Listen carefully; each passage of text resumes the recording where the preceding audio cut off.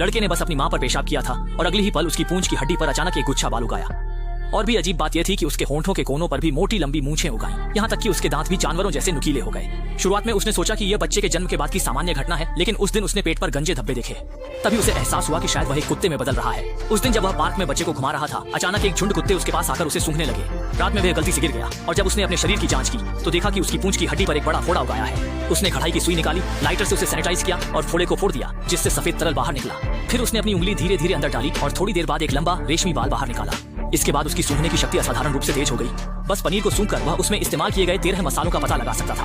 रात में सोते समय उसने अचानक कुत्ते की आवाज सुनी। दरवाजा खोलने पर देखा कि एक झुंड कुत्ते खेलने आए हैं। वह साहसपूर्वक बाहर चला गया और अगली ही पल एक अप्रत्याशित घटना हो गई। अगले दिन उसे लगा कि पिछली रात एक सपना था, लेकिन दरवाजा खोलते ही उसने दरवाजे के पास मरे हुए कबूतरों का ढेर देखा। तभी उसे एहसास हुआ कि ये शायद उसके और कुत्तों के साथ खेलने के लिए शिकार थे।